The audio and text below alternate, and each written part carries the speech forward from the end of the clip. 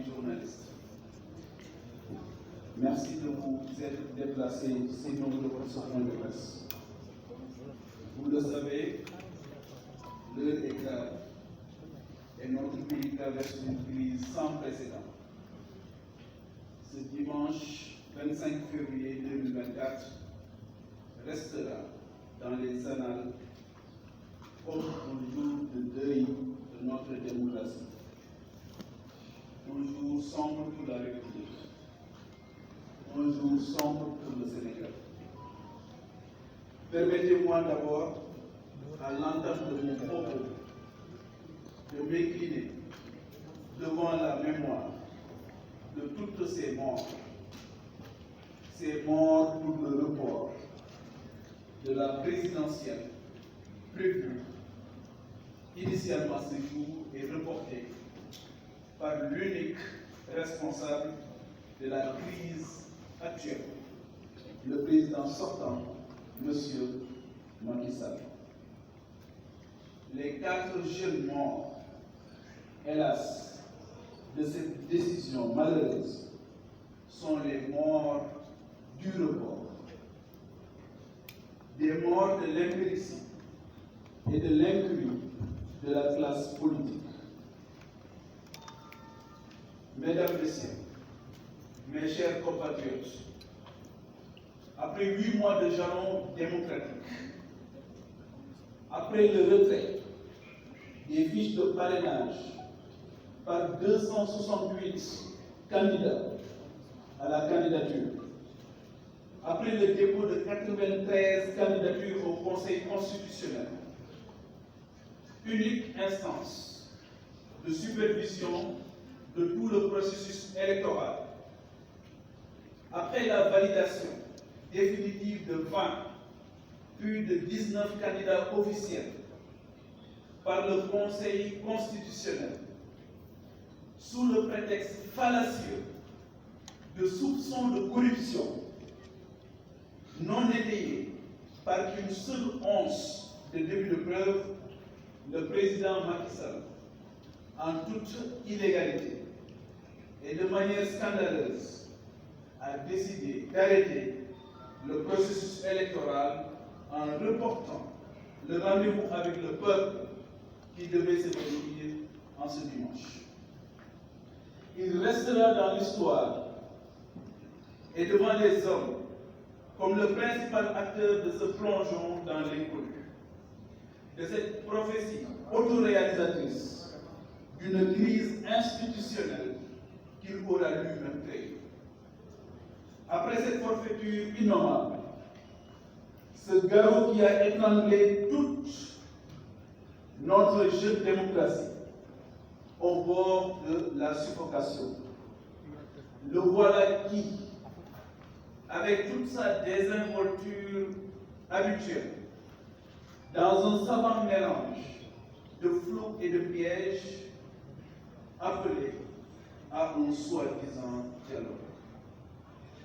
Un dialogue moulu dans le dilatoire et le manque de considération, de respect à l'endroit de son ou ses futurs remplaçants.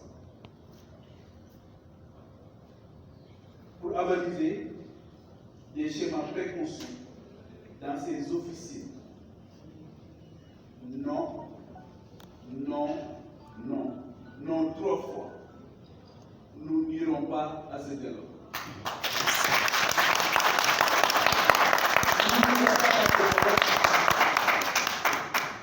Nous n'irons pas à ce dialogue parce que la pratique habituelle du dialogue prôné par M. Macky Sall banalise l'idée même du dialogue. Et par là ôte toute la quintessence du mot dialogue à sa véritable signification. On connaît la méthode du président Sall. Acte 1, on met les gens devant le fait accompli. Acte 2, on fait sa cuisine interne et on crée son monstre. Acte 3, on appelle les gens pour entériner. Rien que pour cela, nous nous opposons à ce dialogue car en réalité, il s'agit plutôt de compromission.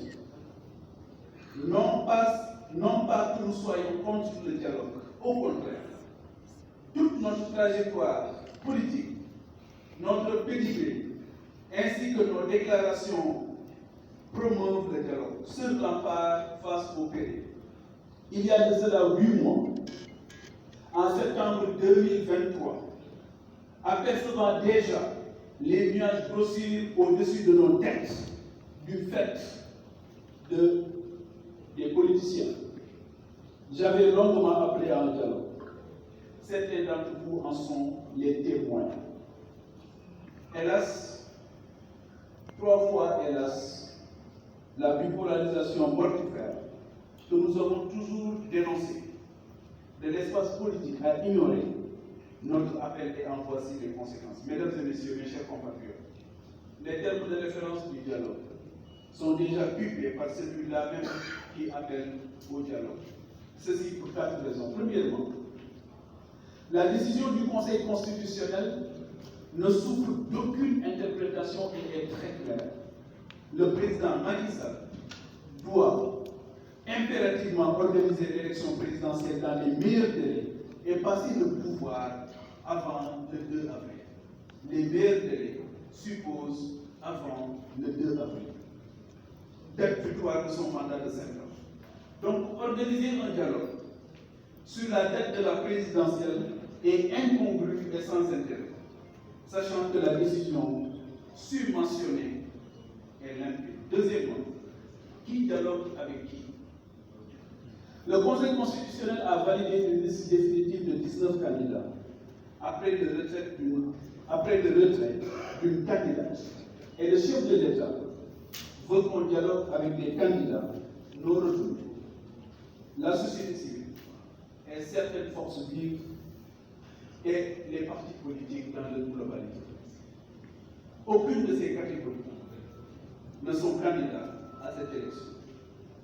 Rien que cette envie de mélanger des acteurs aux intérêts divergents traduit le cynisme absolu qui sous-tend ce dialogue.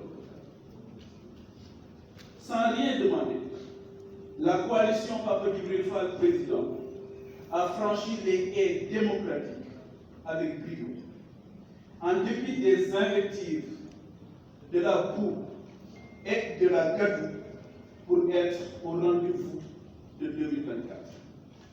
Comme je le disais le 6 mai à Djadjaï, lors de la déclaration de candidature à la présidentielle, nous l'avions dit et nous l'avons fait. Et c'est le moment de remercier tous les serviteurs et tous les Sénégalais qui se sont mobilisés partout au Sénégal et dans la diaspora pour permettre à cette candidature d'être validée, mais pour permettre aussi à cette formation politique d'être définitivement une réalité politique. Nous disions à l'époque, le 6 mai, que caution d'unité, parrainage d'unité. Je rappelle en 2012, pour démontrer que les arguments qui ont été avancés par le président Sall sont des arguments fallacieux, qui ne reposent absolument sur rien du tout. Pour rappel, en 2012, les candidatures de M. Keba Ken et de M. Youssou n'ont pas été retenues. Malgré cela, le processus est allé jusqu'au bout.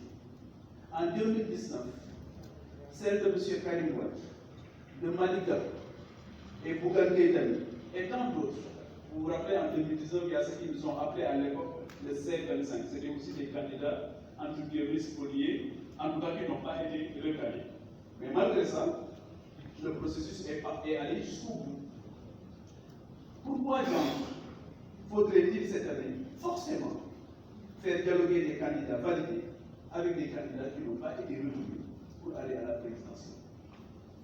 Le tout dans un tel désordre dont on est à peu près sûr qu'il ne sortira aucun consensus. Nous ne serons pas à la table d'un dialogue débouchant sur un échec programmé. Troisièmement, pour justifier la tenue du dialogue, son initiateur, M. Macky Sall,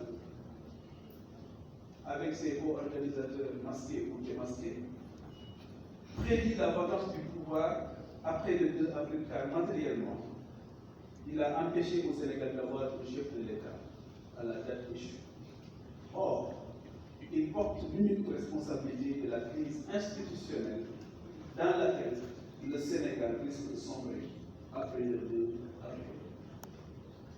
Car le fait générateur de tout cela, c'est son discours d'arrêter le processus électoral à 10 heures avant le début de la campagne. C'est incroyable quand même. Heureusement que le Conseil constitutionnel a sauvé la République et la démocratie en abrogeant son décret sans base légale et en déclarant la loi contraire à la Constitution. Le dialogue apparaît dès lors comme une tentative d'hameçonnage, de piège pour chercher des complices dans cet effondrement général de notre héritage démocratique. Rien que pour cette raison, nous disons non au dialogue. Enfin, quatrièmement, le vrai dialogue, celui non galvaudé, est réclamé par les Sénégalaises et les Sénégalais. C'est le dialogue avec le peuple, pas le vote. En tant que candidat officiel à l'élection présidentielle, j'ai la légitimité et la dignité de revendiquer d'avoir obtenu l'onction du peuple sénégalais à travers le parrainage en étant candidat, ni par procuration, ni par procrastination. Que nous dit ce peuple? Je le dis, je le répète, nous ne sommes ni un candidat mandaté par qui que ce soit, par quelque lobby que ce soit. Nous ne sommes ni un candidat par défaut, nous ne sommes ni un candidat par procuration. Nous sommes un candidat qui a eu l'onction du peuple sénégalais. Que nous dit ce peuple? Assez de votre tambouille politique et politicienne, assez de vos querelles, assez de votre brouhaha, alors que le personnel politique est infiniment minime devant les boulangers, les entrepreneurs, les travailleurs du secteur privé comme du secteur public, les marchands ambulants, les tailleurs, les menuisiers, les mécaniciens, les agriculteurs, les éleveurs, les pêcheurs, etc. Bref, toutes ces catégories sociales du pays, hautement plus dignes et plus soucieuses du bien-être collectif. Assez de ces politiques aériennes. Assez. Devant tant de peines, devant tant de morts, tant de blessures, à l'image de celles vécues par notre brillante et vaillante militante Chacha, qui a été sauvagement brutalisée par les forces de l'ordre. L'heure de la réconciliation, du redressement et du recentrage de notre pays est plus que jamais arrivée. C'est le sens de ma candidature et l'essentiel vers lequel nous devons toutes et tous cheminer ensemble. En peuple, en but, une fois. Vive la République, vive le Sénégal.